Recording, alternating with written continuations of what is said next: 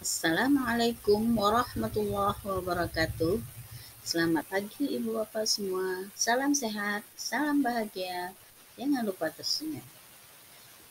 Kali ini saya akan berbagi tentang aksi nyata.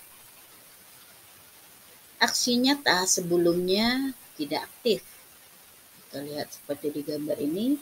Ketika kita sudah pastikan semua modul sudah kita kerjakan, baik menonton video, baik latihan mandiri, baik post-test, maka modul tersebut akan tercentang hijau. Seperti ini, saya sudah melakukan Merdeka Mengajar di modul 1, sudah selesai semua, mendampingi murid, sudah centang biru, terus berikutnya juga mendidik, juga sudah centang biru, dan seterusnya, sudah centang biru hijau.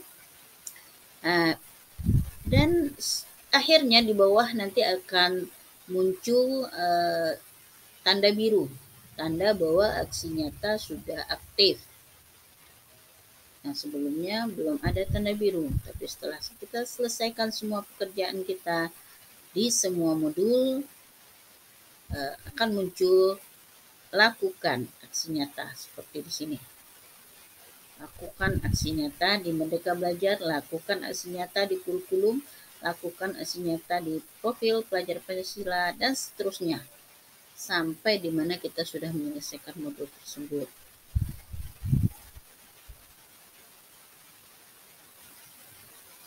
Kemudian kita klik lakukan aksi nyata, akan muncul pilihan di PSP SMP 04 Diklat Pengawas.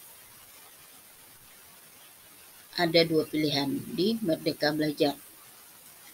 Yang pertama, menyebarkan pemahaman Merdeka Belajar. Yang kedua, membuat strategi penerapan Merdeka Belajar.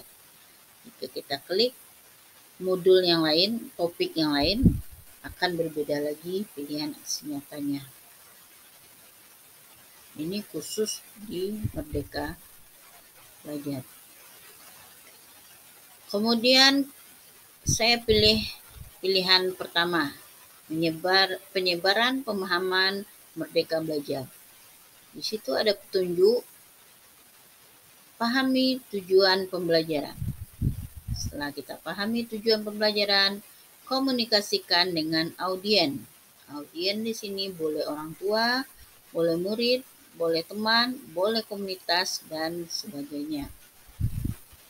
Setelah itu kita pilih proses penyampaian via media sosial, boleh, daring juga boleh, atau luring juga boleh.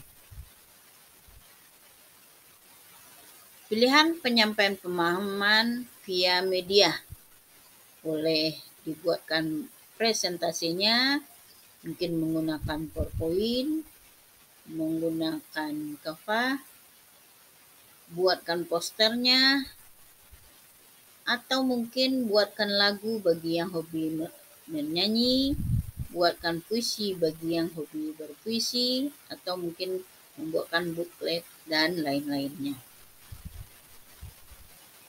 Pilihan penyampaian daring kepada audien via media sosial, bisa di YouTube, di Facebook, Instagram, dan lain-lain. Pilihan penyampaian luring via forum diskusi guru, misalnya KKG atau MGMP, K3S atau MKKS, dan lain-lain.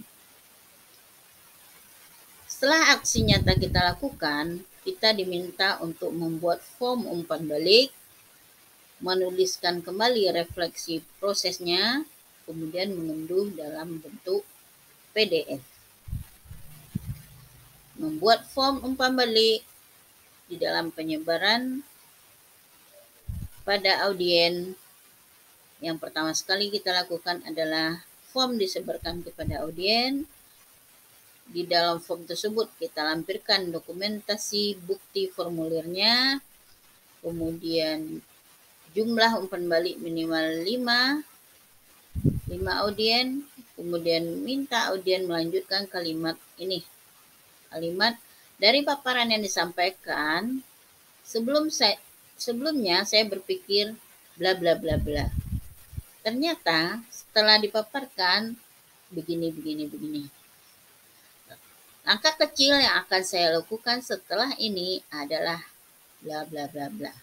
Jadi audien menyampaikan apa yang dipikirkan dia sebelum mendapatkan paparan tentang Merdeka Belajar, kemudian apa yang dipikirkannya setelah itu, dan apa langkah kecilnya yang akan dia buat setelah itu.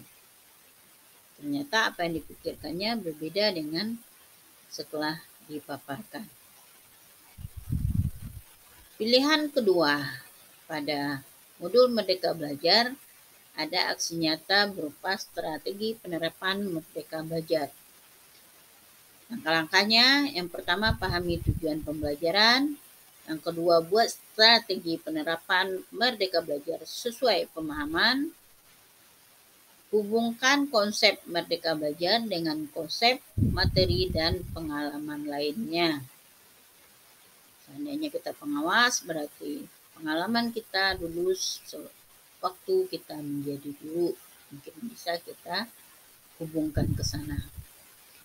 Setelah aksi nyata,